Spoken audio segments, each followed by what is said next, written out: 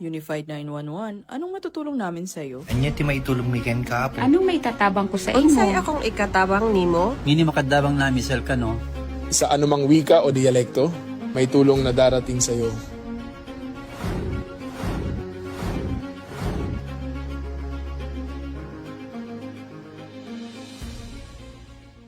Lilingkod sa bawat Pilipino at magbibigay ng tamang impormasyon para sa tahimik at maayos na Pilipinas. Police News Network, alagad ng batas, tagapagtaguyod ng balitang pulis, sandigan ng mamamayan, patnubay ng katotohanan.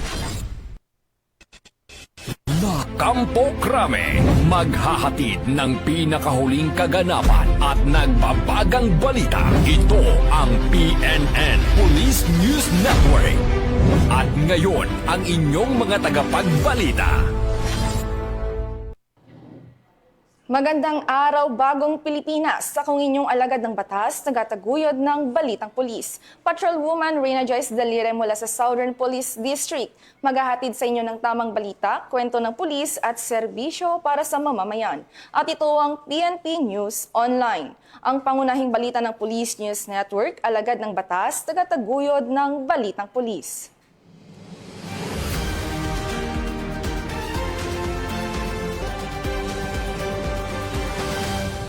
Narito ang mga balitang hatid ng ating PNN correspondents mula sa iba't ibang panig ng bansa.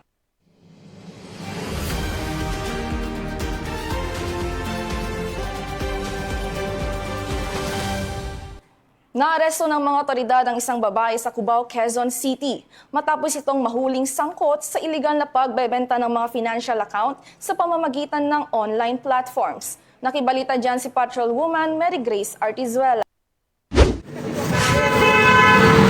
Inaresto ng mga operatiba ng Quezon City District Anti-Cybercrime Team ang isang 33 anyos na babae walang trabaho at residente ng San Jose del Monte, Bulacan matapos itong maaktuhang nagbebenta ng financial account sa halagang 5,000 piso. Nabisto ang iligal na gawain ng suspect sa isinagawang cyber patrolling ng mga otoridad sa isang Facebook group kung saan nagpost ang suspect. Dito na nagsimulang makipag-ugnayan at makipagkasundo ang mga otoridad sa suspect para sa isang meet-up sa Cubao, Quezon City. Agad siyang inaresto matapos ma-verify na aktibo at gumagana ang ibinebentang financial account. Ang suspect ay nahaharap ngayon sa paglabag sa Anti-Financial Accounts Scamming Act o AFASA. Ayon kay Police Brigadier General Wilson C. Asweta, Acting Director ng PNP-ACG, ang pagbebenta o pagpapahiram ng personal accounts ay labag sa batas at nagiging daan sa paglaganap ng online financial scam. Kaya naman hinihikayat nga ang publiko na itigil ang ganitong gawain upang maiwasan ang pananagutang kriminal. Mula dito sa Campo Crame, ako ang inyong PNN correspondent, Patrolwoman Mary Grace Artizuela, nagbabalita para sa Police News Network, alagad ng batas, tagataguyod ng Balitang Pulis. Maraming salamat, Patrolwoman Artizuela. Hindi nakaligtas sa kamay ng batas ang isang lalaki matapos itong maaresto sa kinasang drug buy-bust operation ng mga otoridad sa Barangay Tamborong, Bayan ng San Lorenzo, Lalawigan ng Guimaras. Yan ang tinutukan ni Patrolwoman Justin May Halyora. Arestado ang isang 37 anyos na lalaki sa isinagawang drug buy-bust operation ng Provincial Drug Enforcement Unit ng Guimaras Police Provincial Office sa sitio Tiprusan, Barangay Tamburong, San Lorenzo, Guimaras, bandang 1:58 ng hapon, nito lamang ika-28 ng Enero taong kasalukuyan. Inilala ang sospek na si alias Alog, residente ng Lutaw, Panaon, Masamis Oriental, na pansamantalang naninirahan sa nasabing barangay. Ayon kay Police Lieutenant Rex Montero Jr., nabili ng mga police pusher buyer mula sa sospek ang isang plastic sachet ng hinihinalang shabu gamit ang 500 pesos na buy-bust money at na-recover pa ang 3 sachet na may kabuoang timbang na humigit kumulang 10 gramo at halagang tinatayang 70,000 pesos. Sa ngayon, Nasa kustodiya na ng kapulisan ang sospek at nahaharap sa kasong may paglabag sa Republic Act 9165 o ang Comprehensive Dangerous Drugs Act of 2002. Pinuri ang mabilis at maayos na operasyon ng Philippine National Police na nagresulta sa pagkakaaresto ng sospek, patunay ng kanilang patuloy na kampanya laban sa iligal na droga at sa pagpapanatili ng kapayapaan at kaligtasan ng mamamayan. Narito sa Western Visayas, ako ang inyong PNN Correspondent Patrolwoman Justin May Halyores, alagad ng batas, tagataguyod ng balitang pulis. Maraming salamat, Patrolwoman Halyores. Naaresto ng mga operatiba ng San Antonio Police Station ang isang itinuturing na high-value individual sa ikinasang drug buy-bust operation kung saan nasamsam ang tinatayang 373,000 pesos halaga ng hinihinalang shabu at hindi lisensyadong baril. Nakatutok dyan si Patrolman Adrian Dayaw. Inaresto ng mga operatiba ng Nueva Ecija Police Provincial Office ang isang high-value individual sa isinagawang drug buy-bust operation sa San Antonio, Nueva Ecija, madaling araw nitong Enero 29. Bandang alas 4:30 ng umaga, ikinasa ng Station Drug Enforcement Unit ng San Antonio Municipal Police Station ang operasyon sa Barangay Poblasyon na nagresulta sa pagkakaaresto ng isang 32 anyos na lalaki na mula sa Caloocan City. Matapos mahuling magbenta ng shabu sa isang police pusher buyer, nasamsam mula sa suspect ang 54.9 na gramo ng shabu na nagkakahalaga ng mahigit 300,000 piso, isang kalibre 45 na may magazine at bala, at ang 500 buy-bust money. Inihahanda na ang kasong paglabag sa Republic Act 9165 at RA 10591 laban sa sospek. Ayon sa Nueva Ecija Police Provincial Office, magpapatuloy ang kanilang operasyon laban sa iligal na droga upang panagutin ang mga individual na sumisira sa buhay at kinabukasan ng komunidad. Ito ang bagong PNP para sa bagong Pilipinas, serbisyong mabilis, tapat at nararamdaman. Maraming salamat, Patrolman Dayaw. Nabuwag ng Philippine National Police Criminal Investigation and Detection Group ang isang illegal recruitment operation sa lalawigan ng Cavite matapos ang isinagawang entrapment operation laban sa mga sospek. Magbabalita dyan si Patrolwoman Sari Bernales. Laking tagumpay ng CIDG Anti-Transnational Crime Unit ang naitala. Proyektong Oplan Pagsisikap, Campaign Against Illegal Recruitment ang matagumpay na naisagawa. Tutukan natin ang detalye ng buong balita.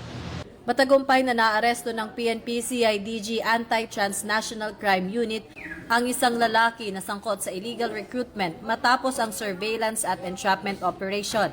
I am Police Colonel Romulo C. Di Mayo Jr., the chief ng Anti-Transnational Crime Unit ng CIDG.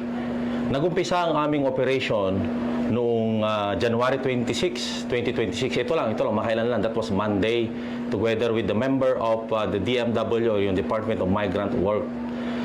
Headed by, of course, yung Undersecretary na si Secretary Olalia, together with his team.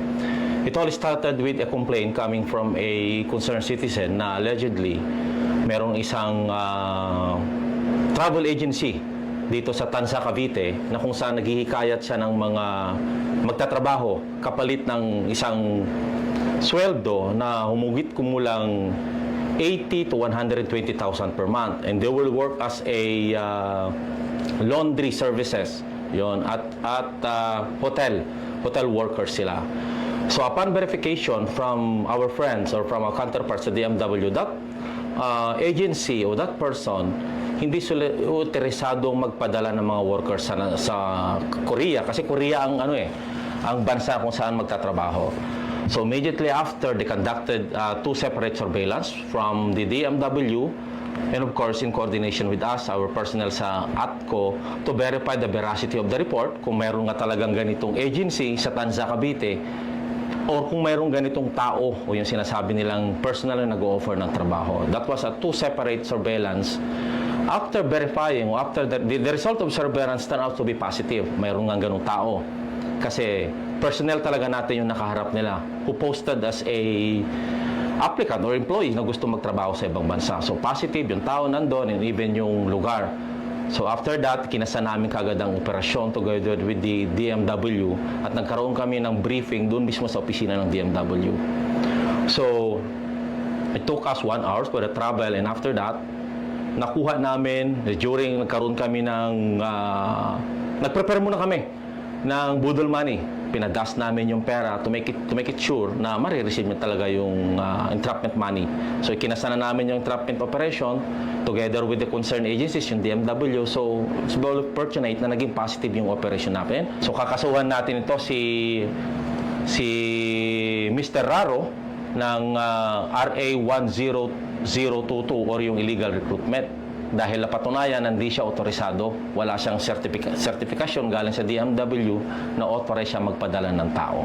At kahapon ay itong taong nabanggit na tao na ito ay in-inquest na namin at tinanggap naman ng piskalya. Una-una, sa mga nabiktima ng fake na travel agency na to, ang aming tanggapan o ang aming opisina ay bukas para sa mga naging biktima ng travel agency na to. So 24 hours namin kayong aantayin, pagsisilbihan para maramdaman nyo ang serbisyong mabilis, tapat at nararamdaman. Now, sa mga tao naman natin o sa mga kababayan natin na patuloy na umaasa sa mga ganitong trabaho, sa mga ganitong napapaniwala, sa mga ganitong aksyon ng mga taong patuloy na nanluloko ng tao, maging mapanuri at maging mapagsaliksik pag na-offeran kayo ng mga ganitong amount na malaki, na something na mahirap i-resist kasi sa laki ng offer, magtaka na kayo dyan. And then yung lesser placement fee, magtaka na kayo bakit napakamura at bakit hindi maganda yung opisina.